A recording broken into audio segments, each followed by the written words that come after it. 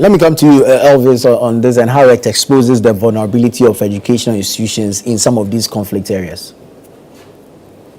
I want to say, see, conflict does not serve any positive purpose in any way. And that's why everybody must see conflict as an enemy of the human race. Because in conflict, it's human beings that suffer. And therefore, we should not, under any circumstances, consider conflict as first option in any issue. It's not good for any of us. You see, the issue of Nkwanta, there are like three main issues that have been influencing the violence there for a long time. The question, how have we dealt with these things? Number one is about chieftaincy dispute. Right.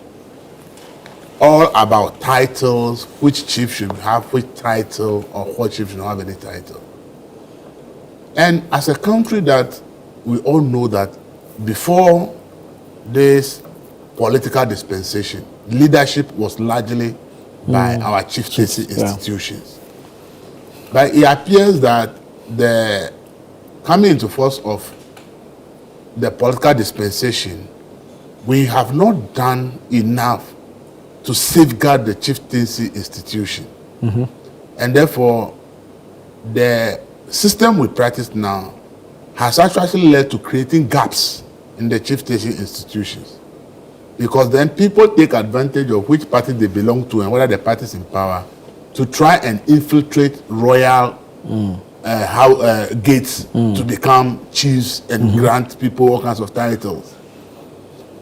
I remember during President Mahama's, I think, first term, the Minister for Chieftaincy, Dr. Dana, had started a project. And the project is to codify all chieftaincy and lineages and royal gates in everywhere in Ghana and establish succession as to every community, which gates are the royals and how does the chieftaincy rotate among those gates, and make sure that this is properly documented so that it solves this chieftaincy problem. Because most of the time it's about somebody trying to actually take over somebody's reign. It's not their turn, but they want to use power or something to be able to become the chief when it is supposed to be another gate's turn. Right. And because these things have not been well codified, it becomes a problem and people trying to create the impression that they are right even though they are wrong. So I saw that project at that time as a very crucial project that the state should have invested every resources in that to make sure that in every community in Ghana, we are able to do the necessary research, establish the royal gates, establish chieftaincy, and establish how chieftaincy work in terms of succession. Once we're able to do this and codify it and put it there as a document, if somebody is trying to upset somebody in there, we say no. The state can step in and say no. This is the historical antecedent. It's not your turn, so you cannot be the chief now. This should be the chief. And when that is well done, I believe that a lot of issues about chieftaincy and succession in this country would have come to an end. But up to now, we don't know. In fact, as at the government of last MPP, when Asamoah Barton was the chieftaincy minister, he actually said there are about 2,500 chieftaincy conflicts across Ghana. This country, Ghana. In this country, Ghana, are over 2,500 chieftaincy conflicts. So that's yourself that this small country, and we have over 2,000 chieftaincy conflict across the country. It's a serious national security threat. Exactly. So the question is, how are we not making it a national security issue? Invest the needed resources. As I said, for me, the project by Dr. Dana is like the super solution to all this. That if we're able to establish all these things the and lineages, codify the it gates, in the book and the succession, Nkwanta is Oti region. And when you go to the that regional House of Chiefs, the document is there that this is the acceptable and approved situation for Nkwanta. So whoever want to disturb the peace, that one will not allow you because this is what everybody has signed on to that. This is the process. And I think that whatever has happened to that project, I'm asking today that if possible, if we want to solve the 2,500 conflicts across chieftaincy conflicts across this country, the best thing is to go back to that project started by Dr. Dana. Let's invest all the necessary resources. National security should tell government that if government invests in that project and it is successfully done, it solves majority of the chieftaincy conflicts in this country. And I think that somebody should go back to the chieftaincy ministry and look at what Dr. Dana has started and see what can be done about that. I think it's so vital. It's so vital. Second one is about land disputes. The second issue is about land. Who owns what land? Okay. In the rural communities, what people don't know is that your only source of survival is the land. The economic right of everybody in a rural community is your land. Because you are basically a farmer. And the only place you can farm is the land. On land. So land is like the economic right of everybody in a rural community. So if somebody is trying to take over somebody's land wrongly, obviously you expect conflict to arise. This also links to the same chieftaincy. You see, we have the Boundaries Commission. But the Boundaries Commission is focused on boundaries of Ghana to other countries. Internationally, But if we had done this chieftaincy succession well and codified it, as part of that process going on, would have let the Boundaries Commission also be part of that process to say that once you are trying to establish which gate deserves what in this community, also determine who are the actual land owners. Right. And let's document that also.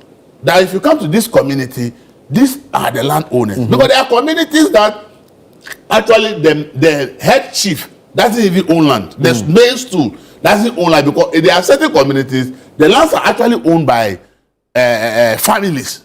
Okay, so you have stools in some places in this country that the man who is the chief of the town actually doesn't own land. And if you come to my father's hometown, like Parliament to gain the voter in Sabdine, or you go to my mother's Tongo Chanakpe, the chief who actually is the main chief doesn't own land.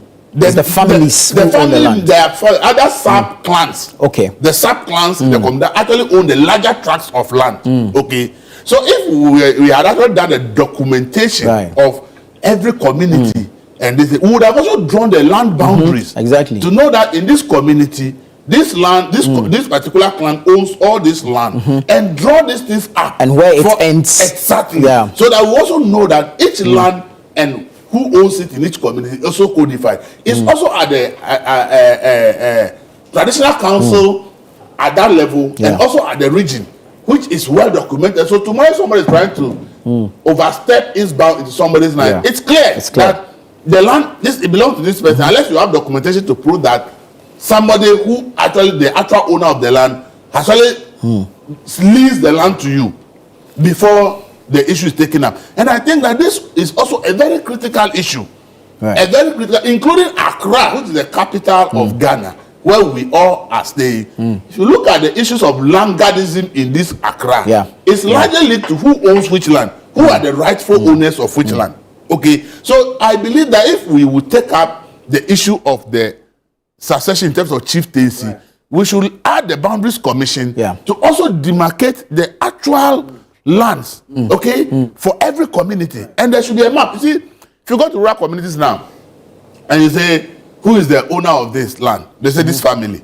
But if you ask them for a plan that the state recognizes, so the whole community, what is the development plan of the community? Which plan on paper that if you take it to the lands commission in the district or in the region, that the government has copy that in this community, these are the owners of this land and this is how it has been plotted. You can't find it. You can't find it. So if you are building the rural community, you come and write stop work report assembly. If you go to assembly, assembly has not even planned to show who is the owner, unless somebody gives to the owner, I gave you the land. You understand? So we also need to understand, because see, land is so critical to everything, from real estate, farming, everything is on land. So if we are not able to codify who are the owners of lands across the country, it becomes problematic, because see, the challenge is that the families 50 years ago were smaller. Today, families today are bigger. So everybody is trying for economic survival. So there may be families who actually don't own a land. What happens is maybe his or her grandfather or grandmother had leased that land from some family and has been farming on it for the past 50 years. The young person did not know that the grandparent actually leaves the land. Exactly. He says that my parents have been farming on this land for the past 50 years.